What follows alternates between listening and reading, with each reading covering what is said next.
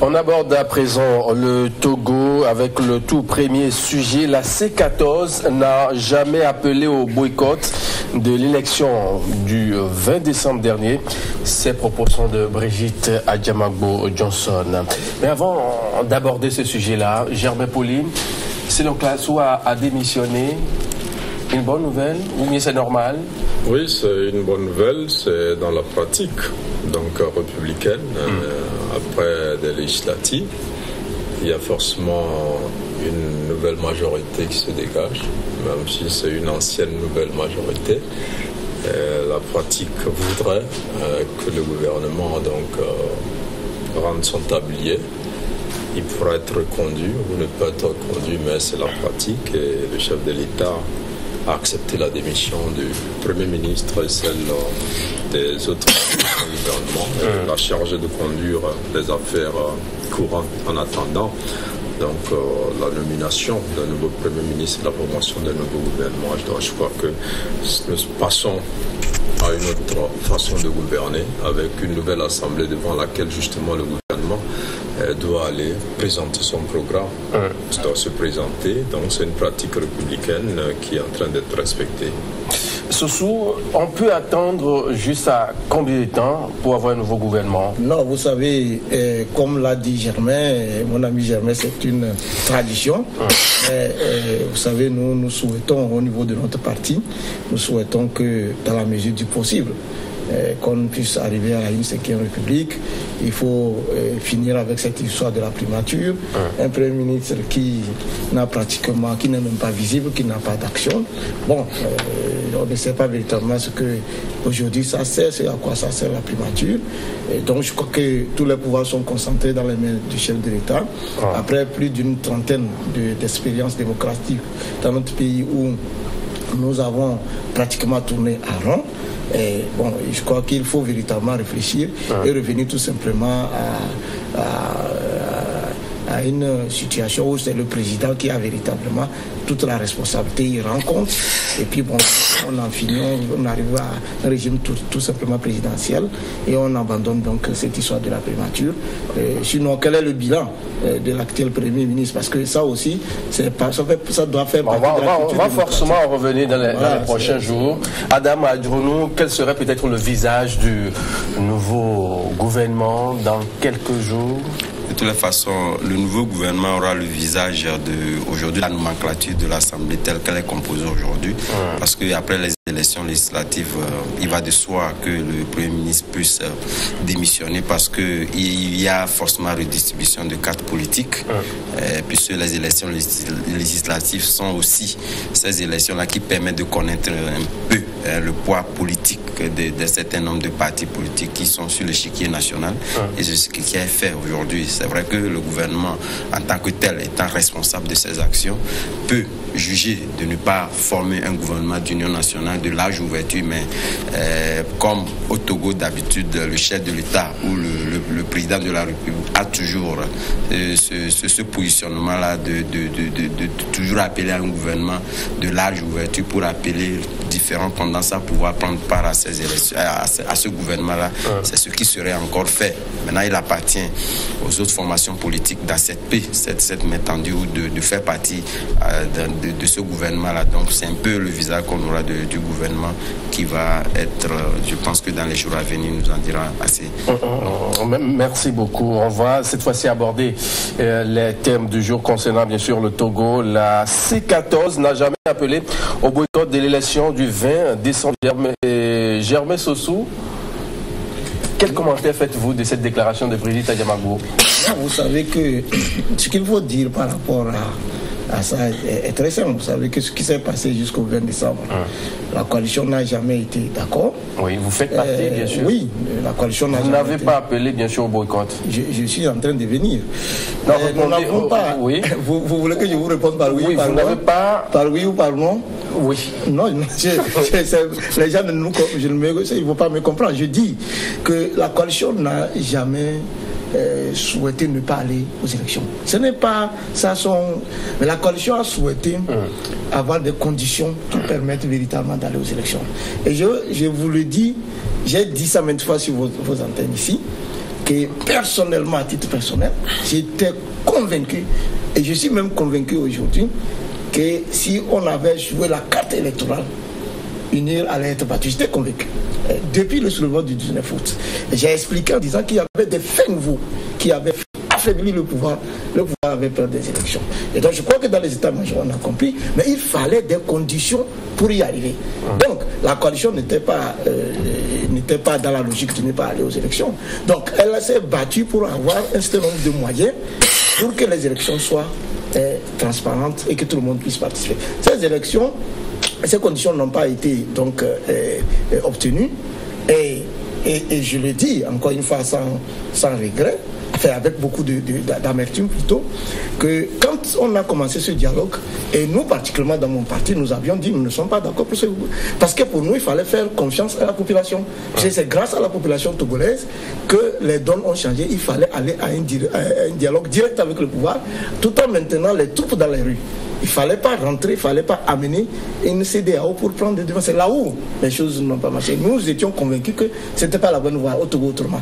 Mais comme nous sommes minoritaires, nous avions dit ça, tout le monde nous a écouté. Mais bon, on n'a pas. Maintenant, c'est normal. Lorsque... En vous écoutant, on a comme impression que c'est la voix du plus fort qui doit... Oui, c'est-à-dire mais au sein de la coalition, nous sommes 14 partis politiques. Et le débat démocratique, lorsque vous venez, vous avez une idée. Et si vous n'êtes pas majoritaire, vous restez convaincu, c'est ça. Mais la majorité l'emporte. C'est la démocratie. Mais nous, et ça, ce que je vous dis, nous n'avons pas caché, nous avons dit sur les antennes. Le Togo, nous avons dit que nous ne sommes pas d'accord. C'est pas que nous ne sommes pas pour le dialogue. Mais tel que les Togolais se sont levés le 19 août, il ne fallait pas, c'était un piège, cette histoire de la CEDEAO, donc nous étions convaincus. Donc, c'est normal, quand on dit, comme Mme Adjamago dit, que nous n'avions pas appelé au boycott, mais aujourd'hui, les gens critiquent la coalition parce que lorsque vous n'êtes pas allé au recensement, de facto, vous ne pouvez pas aller aux élections. À partir du moment où vous n'êtes pas allé au recensement, vous ne pouvez pas aller aux élections. Même si vous aviez la volonté d'y aller. Comme vous n'êtes pas allé au recensement, vous ne pouvez pas. C'est là où le jugement est sévère. Sinon, c'est ce que nous avons recherché, c'est les conditions les meilleures. Mais moi, je dis encore une fois, pour moi, j'aimais sous le 20 décembre, c'est passé. Je considère ça comme une page de tournée. Il reste les élections locales et la présidentielle. Je reviendrai vers vous.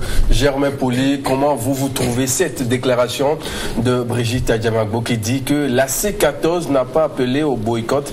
Finalement, qu'est-ce qui s'est passé? Bon, je crois qu'au niveau de la C14, on sait désormais qu'on dit une chose et son contraire. Et donc, on le disait pour s'amuser, mais désormais on est convaincu qu'on dit une chose et son contraire, on dit une chose et on fait son contraire, on fait une chose et on fait son contraire. Alors quand j'ai écouté Germain Chouchou qui est de la C14, tout à l'heure quand on parlait de la RDC, il disait qu'il y avait des similitudes entre la RDC et le Togo. Mais là il me déçoit totalement parce qu'au Togo, c'est le gouvernement qui veut organiser les élections avec l'appui de toute la communauté internationale et c'est l'opposition qui refuse les élections. Alors qu'en RDC, c'est le gouvernement qui reporte et l'opposition réclame. Alors, la C14 a dit on n'a pas fait tout ça pour aller aux élections. On dit que c'est ce qu'ils ont dit. Ils n'ont pas fait tout ça depuis le 19 août pour aller aux élections. Les élections ne les intéressent pas. Ils sont dans une logique d'insurrection. Et ils l'ont dit, même quand la proposition de réforme était faite le 5 septembre. Ils ont dit on ne veut plus de réforme, on veut le départ du chef de l'État. Maintenant, les gens ont été surpris par les législatives parce qu'ils visaient 2020, alors que 2018, il faut renouveler les députés. En même temps, quand il dit que la C14 avait le vent pour que le pouvoir était affaibli, je crois qu'il a une mauvaise lecture de la situation.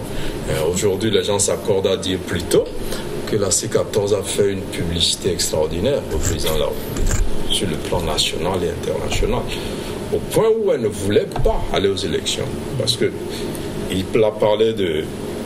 Ils ont appelé les gens d'abord à boycotter le recensement. Ça n'a pas été trop suivi, puisque finalement il y a plus de 3 millions d'inscrits. Mais après le voyage de Conakry, la CEDEAO a demandé 3 jours supplémentaires. Ils auraient pu. Même là encore, après avoir obtenu la parité de 6 membres à la CENI, ils auraient pu aller à la CENI pour dire le 20 décembre, on ne va pas aux élections. Et nous avons des informations de toutes sources sûres que même la communauté internationale avait encouragé cela. Ok, allez-y. Et si vous avez des arguments valables au sein de la CENI et vous les brandissez en disant que le 20 décembre, ça ne peut pas tenir parce que nous pensons qu'on doit faire ceci, cela, le gouvernement allait reporter l'élection. Mais ils n'ont pas voulu, pour tout le monde. Ils n'ont pas voulu. Et ils ont dit clairement, on n'a pas fait tout cela pour aller aux élections. Je reprends exactement ce qu'ils ont dit. Donc aujourd'hui, quand on nous dise qu'on n'a pas boycotté, on n'a pas pu boycotter les élections, je crois que Mme Diamago se moque d'abord de ses militants et ses partisans, ceux-là qui ont subi ces consignes. Et à Lomé particulièrement, où l'opposition est dominante, vu égard quand on prend l'histoire de toutes les élections depuis 2007 en tout cas, depuis que les élections sont crédibles, Lomé, c'est l'opposition donc qui a la majorité à Lomé. Ce mot d'ordre a été assez suivi et les gens se sont félicités le 20 décembre pour dire que majoritairement Lomé avait suivi leur appel à boycotter. Aujourd'hui, quand ils viennent nous dire, bon, je crois qu'elle se moque de ses sympathisants, de ses militants, c'est bien dommage. Quand on n'a rien de sérieux à dire, il vaut mieux se taire. Merci. Il ne faut pas prendre les Togolais. Merci Germain. Adam, finalement, la lutte depuis le 19 août 2017 jusqu'au 20 décembre dernier a servi à quoi? C'est la question que je pense que la coalition devrait se poser. Parce que vous savez, lorsqu'on entend aujourd'hui Brigitte Adjamagbo dire que la coalition n'a pas boycotté les élections, c'est assez terrifiant parce que cela prouve et démontre à suffisance que depuis le cheminement qui est fait jusqu'au 20 décembre lors des élections, vous avez vu que au fur et à mesure, ça prouvait que la coalition n'avait pas un canevas assez performant ou un canevas clair en ce qui concerne les revendications. Et il a assez prouvé lors de ces discussions-là et lors aussi bien au niveau des facilitateurs. Parce que chaque fois qu'on pose des jalons pour arriver à dénouer un peu la crise, vous allez revoir que c'est la même coalition qui ressurgit avec d'autres revendications. Donc, au vu de tous ces actes-là, on comprend directement que c'est une coalition qui avait d'autres positions que celle de pouvoir générer un certain nombre de situations qui puissent sortir le Togo de l'ornière. Malheureusement, je pense que le jeu, chemin faisant, a été compris. Et partant de là, je pense que lorsque on pose un certain nombre d'actes, ça risque de nous rattraper par après. Et c'est ce qu'on en constate aujourd'hui, et que cette coalition est un peu déboussolée. Aujourd'hui, je pense que c'était clairement dit lors du recensement, je pense que c'était clairement dit. On avait dit aux gens de boycotter le recensement. Ça, c'était clair. La coalition l'a dit clairement. Et partant de là, la dame a reconnu, du moins ça, même si elle a dit que c'était des résultats un peu mitigés concernant le recensement. Et je pense que c'est ce résultat mitigé-là qui s'est encore reflété au niveau des élections. Et lorsqu'on critique aujourd'hui les taux de participation au niveau de la coalition, je pense que ça ne fait pas sérieux. Parce que lorsqu'on boycotte, on estime que les partisans de la coalition n'y ont pas participé. Et que c'est le pouvoir ou la majorité présidentielle qui a mobilisé les gens à participer donc à ce recensement-là. Donc voilà l'image qui s'est reflétée donc au niveau de partis de l'opposition et les indépendants. Non. Tout à fait. Donc c'est cette image-là qui s'est encore reflétée au niveau donc du 20 décembre. Okay. Donc partant de là, je pense que c'est Brigitte Adjamagbo n'est pas, je ne dirais pas, n'est pas cerise envers elle-même, mais je pense que c'est une manière de se moquer des Togolais, parce que vous savez, les faits sont têtus et restent pendant longtemps et qui risquent de vous rattraper. Justement, les faits sont têtus. Germain, ce soir, on a écouté le soir du 20, Brigitte Adjamagbo qui dressait le bilan du scrutin, qui disait à peine 5% des gens étaient partis voter. Vous n'avez pas appelé au boycott, pourquoi avoir dressé un bilan? Non, vous savez, en tant que citoyen...